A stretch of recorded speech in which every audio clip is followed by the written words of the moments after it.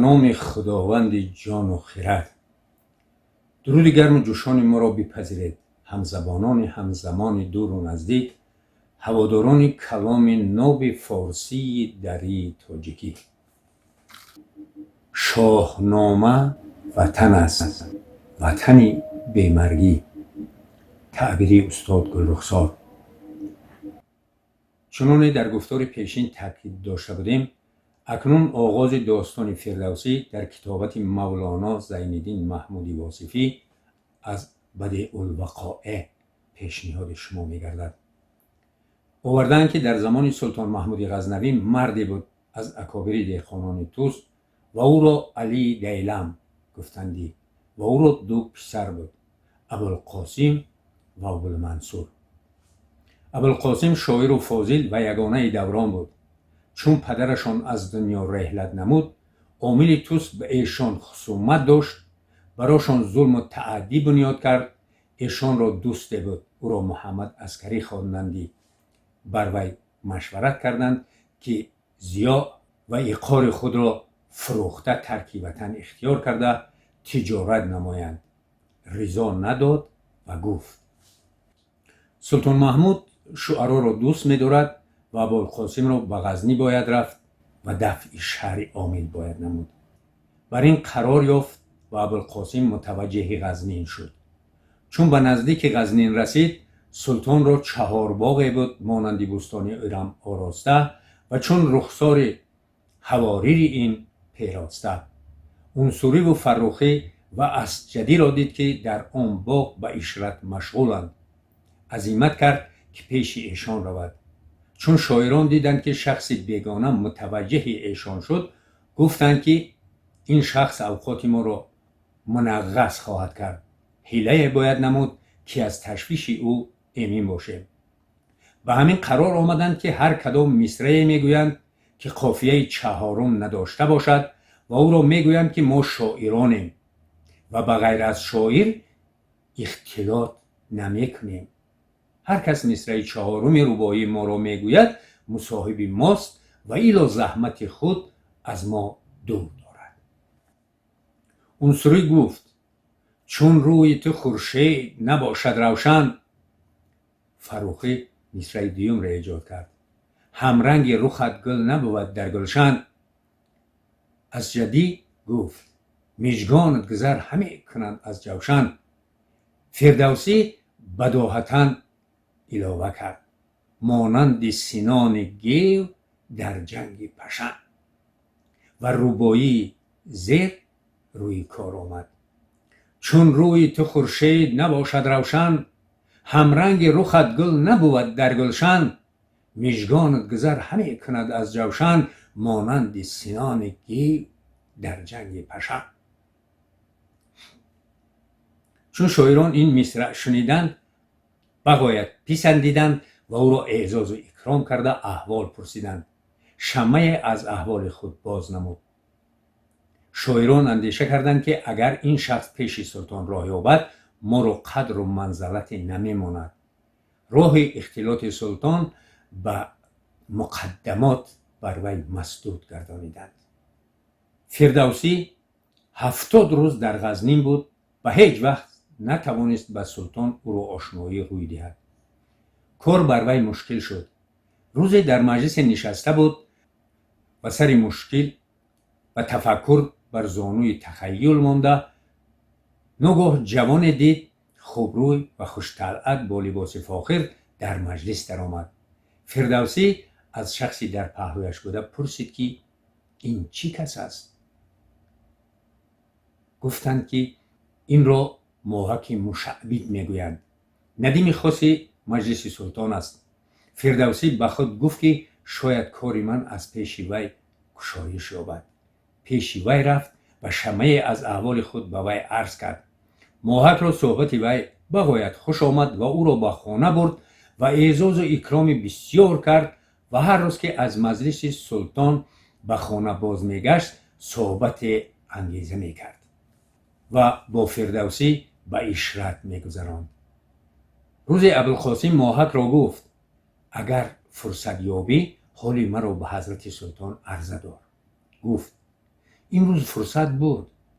اما شعرا که سیر الملک را به نظم می آوردند حاضر بودند و هر یک داستان به نظم آورده عرضه می داشتند. ابوالقاسم پرسید که شعر کدام پسندیده افتاد؟ گفت از عنصری. ابوالقاسم گفت که سیر الملک را پیشتر به نظم آوردند. ماهک گفت ممکن نباشد، اگر بودی منتشر می شد. ابوالقاسم گفت من داستانی دارم و آن را به ماهک داد و ماهک آن داستان به عرض سلطان رسانید. بسیار مقبول و مطبوع سلطان افتاد. پرسید که اون را از کجا آوردی؟ گفت مرد فاضل و شاعر کامل از توس از جور عامل گریخته در خانه من می باشد. حکایت سیرالملک می گذشت. گفت من داستانی دارم و شاید که تمام گفته باشد. سلطان فرمود تا او را حاضر کنند تا معلوم شود. اگر پیش از این گفته باشد زحمت نبریم. چون فردوسی به مجلس سلطان حاضر شد احوال خود عرضداشت نمود. گفت که این کتاب که شما میطلبید من بعضی آن را نظم کردم. سلطان خدای را شکر بسیار گفت که این چنین شاعر را به او ارزانی داشت. پس سلطان شعرا را فرمود که رباعی در وصف خط ایاز بگویند. اشارت به ابوالقاسم کردند. در بدیهه ابوالقاسم بداعتاً گفت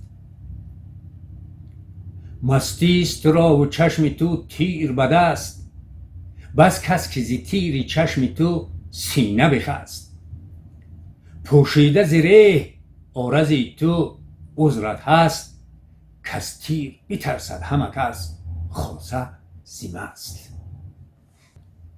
سلطان چون بشنید گفت شاد باشه فردوسی که مجلس ما را چون فردوس گرداندی. وسیله و انعام وافر با او ارزانی داشت و حکم کرد که بعد از این او را فردوسی گویند و حکم شد که شاهنامه را به نظم آورد و در جوار خودش جای داد. و چنین گویند که در مقدمه کتاب شاهنامه چند کس را از اعیان درگاه سلطان مدح گفت مگر خواجه حسن میمندی را که وزیر سلطان بود، زیرا که فردوسی شیعه بود و خواجه حسن از جمله نواسی بود. خواجه حسن را مدح کنی. بعضی از دوستان فردوسی را نصیحت کردند که باید خواجه حسن را مدح کنی. قبول نکرد و گفت غرض من از این نظم نامی واقع است، نه عطای سلطان تا منت دیوانش را باید کشید. و صاحبان اغراض خانان فردوسی را به خواجه حسن می رسانیدند و عداوت وی را در دل وی متمکن می گردانیدند. خواجه حسن فرصت نگاه می داشت که مکافات آن در وقت ادا نماید. چون فردوسی 60,000 بیت بگفت و به حضرت سلطان عرض نمود بغاید مقبول افتاد.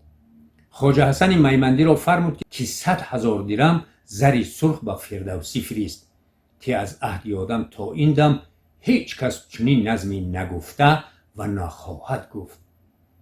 خواجه حسن کینه فردوسی در دل داشت، فرصت غنیمت شمرد و گفت همت سلطان و شعر فردوسی از آن برتر است که شرح توان کرد و اضافه این انعام هنوز دون حق وی نباشد، لیکن این عاطفت به تدریج به وی باید رسانید. سلطان در خشم شد و گفت که در خزائن من این مقدار زر نیست مگر؟ خواجه حسن شرح داد سلطان اگر خواهد 100,000 چنین فرماید هست، اما آدم چنانی که از غم به افراد بناگاه می میرد از نشاط به افراد نیز هلاک می شود و حیف باشد که فردوسی اگرچه رافضی و معتزلی است و بر رفض وی این ابیات دلیل آورد. اگر چشم داری به دیگر سرای، به نزد نبی و وصی گیر جای. گرت زین نکاهد گناهی من است، چنین است این دین و راهی من است. سلطان محمود مردی متعصب بود. این سخن در وی سخت اثر کرد و به خواجه حسن گفت تو میدانی چنان که صلاح است رضای وی به دست آر. فرمود تا 60,000 درم به فردوسی بردند. فردوسی در حمام بود. چون بدر آمد بدرها با او عرض کردند پنداشت که زری سرخ است. چون سفید بود از این برنجید و معلوم کرد حسن قید کرده است. 20,000 درم به حمامی داد و 20,000 درم به فقایی و 20,000 درم به کسی که آورده بود و گفت سلطان را زمین بوس برسان و بگو این خدمت بنده از برای نام باقی کرده نه برای مال فانی. این سخن چون به سلطان رسید به خواجه حسن درشتی کرد که این فتنه تو برانگیختی و ما را در زبان شاعران انداختی و بدنام ساختی. خواجه حسن گفت ای پادشاه، هرچی از سلطان آید مرتبه آن بزرگ باشد. بایستی که اگر مشت خاک به او دادی آن را خوار نداشتی و کم حرمتی و بی التفاتی نکردی. این شخص احمق است که سیله چون شما پادشاهی را خوار داشت. سلطان متغیر شد و گفت بفرمای تا این قرمطی را در پای فیل اندازند. چون خبر به فردوسی رسید متغیر شد.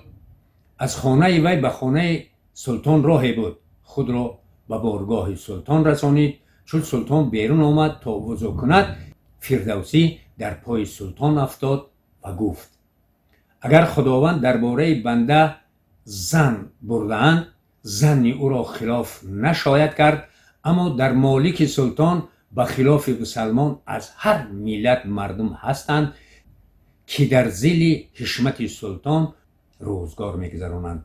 اگر بنده را یکی از ایشان شمارند تا از کشتن امید گردانند چی شود؟